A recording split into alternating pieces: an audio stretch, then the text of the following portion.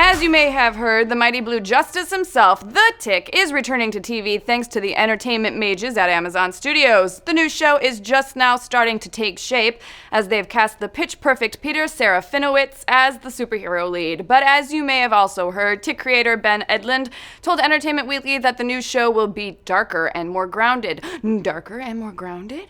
That doesn't sound like the spoon-shouting, bus station-defending, chair-face-fighting super lunatic we know and love. Is this a symptom of Zack Snyderitis? Is the same grim, gritty realness invading the DC Universe and Marvel stuff like Daredevil and Captain America Civil War infecting even our goofiest, most cartoony heroes? In a word, nah.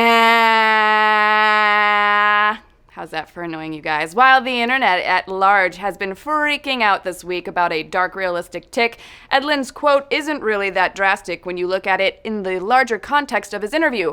Basically, it sounds like Amazon is full of major Tick fans, and they're equipping Edlund with the opportunity to tell a serialized story that gives the Tick a chance to have a real character arc and also stand out as a more comedic presence in a less cartoony world than we've ever seen him in before. After all, the last live-action iteration of the Tick basically was a cartoon, and while it was super fun, Edlund admitted in his interview that it maybe wasn't the best approach. All told, it kind of sounds like Amazon is steering their new Tick show towards being more like the original comics, which were a bit darker, but still fit in the wild satirical tone you may know and love from the cartoon. In the comics, the Tick's origin story involves breaking out of a mental institution instead of the cartoon's origin where he graduated from Superhero Academy. So yeah, slight difference in tone, but with Edlund promising the show will parody modern superhero event-oriented universes, it seems like the darker, realer approach could also mean bringing the Tick, which was always meant to be a surreal superhero satire, into the modern-day comic book movie landscape.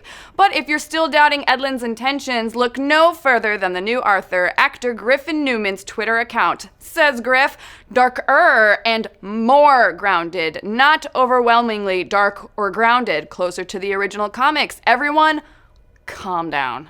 So there you go, straight from the moth's mouth. And between Newman and Serafinowicz as the new Tick, it sounds like we're in for a real treat. Now let's just hope that Amazon chooses to take the Tick pilot to series. It is your civic duty to watch, people. But what do you guys think? Still worried? Do you think beloved properties like the Tick should evolve with the times? Did you know that you can still sign up for the Mystic Order of Arachnid Vigilance on the New England Comics website? I didn't, but apparently you get a Tick-branded straw out of it. Let's discuss. Dan, favorite Tick villain, go. Easy, chair-faced Chippendale. The man literally has a tiny chair for a face.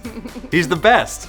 That's awesome. So what's new on the Dan Cave today? All right, so by now everyone's probably seen Batman v Superman, and I get super spoilery on the Dan Cave. I'm talking about where we're going after this movie, and the answer, I think, is Crisis on Infinite Earths, and I'll explain why I think that on today's episode, so check it out. Awesome. Over at Nerdist.com. Also, Malik has butt flu. He's out sick today with butt flu, and you can find out what the butt flu is by tweeting at Kyle Hill, at @Psy_file. Ask him about the butt flu. Tweet at Malik too, Yeah. at Malik Forte. Ask him Butt why Malik has butt flu. Also, watch the Dan Cave. Butt flu.